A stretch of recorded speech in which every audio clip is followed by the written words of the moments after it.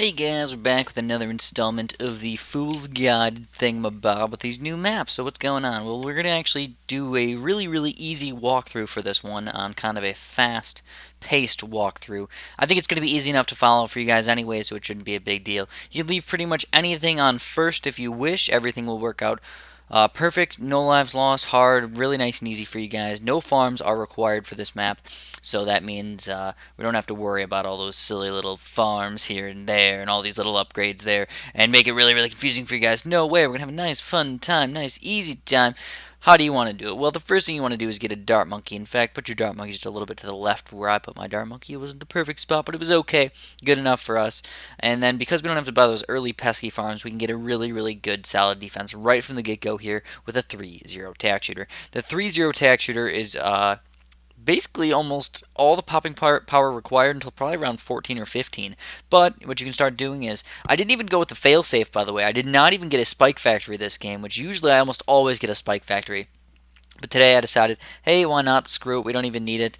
We have the map's just so freaking long that it's not even required at all. So what you want to do is actually get kind of an early cannon here. I got an early cannon. I put him on close, but you can leave him on first. It'll work just as well, and eventually get him up to a 3-0 cannon. And he's going to be your main popping power for the early game here.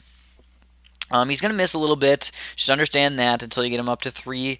He's probably going to miss quite a bit. And even when he's 3-2, he misses every once in a while as well. But that's not a huge problem for us as long as he's on first or on close. But then you're going to have to get some more popping power up because we just don't have enough right now. So I'd recommend getting a ninja for that little camo balloon on level 24 since we're not allowed to use any road spikes. This is Naps Frills, by the way, like no farms, no road spikes, none of that silly stuff. Anything that helps you get a bonus in the game. We're not using any of those. Just a nice, like I said, I've said it like 5 times. Nice, quick, easy walkthrough. So next thing you want to do is get that boat up. Oh yeah, that boat is going to be your main popping power. Boats are amazing in this game now. I really like using boats, especially when you have a nice little water section in the very middle of the map. How can you go wrong with that? Get them up to pretty high boat, actually. I think you should get them up to a 3-2 boat. 1-1 at first, and then get him up eventually to a 3-2. And he's going to have camo detection as well, so he's going to allow you to get pretty much no camo balloons will get through, even including 42, 47, 53, all those levels where there's camos, and they sometimes can be a problem. He's going to easily rock this. Now, by the time you get to level 7 and stuff, when you have almost infinite amount of camo rainbows, not quite as much, but for now, it's one of the best ways you can go with camo detection.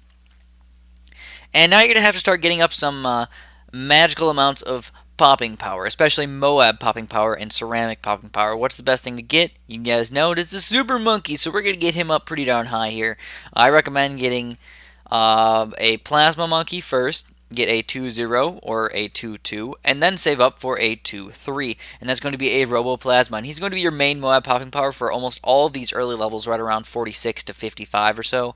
But beyond that, you shouldn't have too big of a problem with MOABs after that. I don't think you're going to need too much else for MOAB popping power until probably around level 65 or so. 65 to 73, that's when you're going to have to start getting some other stuff up. Now, there's a plethora of different ways that you can go about playing the end game here. There's so many good towers for this map just because it's so freaking long. You can go with a 4-2 Monkey Buccaneer. You can go with some really high-level cannons. You can go with the Spectre, or you can go with just a bunch of Super Monkeys. All those would be very easy to do. But what I decided to do was just stick with Roboplasmas for now. And then I kind of just went with Glaive Lords, actually. I kind of spammed the Glaive Lords. Was that the best thing in the entire world to do? Probably not. I think mixing it up a little bit and getting a Spectre and a 4-2 boat and maybe one Glaive Lord was probably the best thing I could have done. But overall, we're just having fun here. We're trying to have a nice, cool walkthrough instead of a stupid, boring one where we do the exact same thing every time. We don't like that. We want to have fun. Yeah, have a bunch of fun with everybody. So by this time, you should have camo detection. You should have a reasonably high monkey village. And in fact, go for some extra economy because I know I've repeated this several times in my other videos, but there's ways to get economy besides just banana farms. For example, you can go with 4-2 snipers. You can go with the 3-0 monkey village. If you have BTD Deluxe or anything like that, where you have that the monkey engineer, you can use those little balloon traps and make money off of your balloons. Go ahead and do that if you want. So there's other ways to make money. But, of course, the easiest way, 3-0 Monkey Village. Get that bad boy up. He's going to give you 50% bonus cash every single balloon popped, and that's just going to help you get, I don't even know, an extra 30, 40 grand by the end of the game. So obviously, very, very worth it for show, especially if you get it around level 50. The earlier you get it, the more money you're going to get out of it.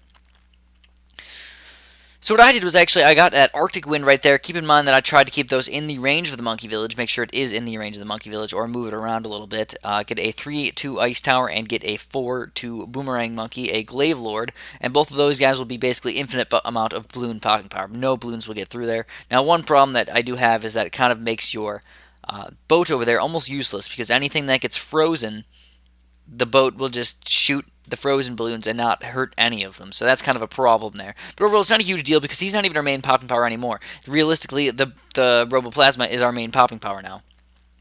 So keep that in mind. What you can do is, like I said, you can go through a bunch of crazy different strategies if you feel like it, but I'm just going to show you guys what I did. And what I did was go with a few MOAB Maulers, go with my one Roboplasma, and then I just started, right around now, I just started spamming those Glaive Lords.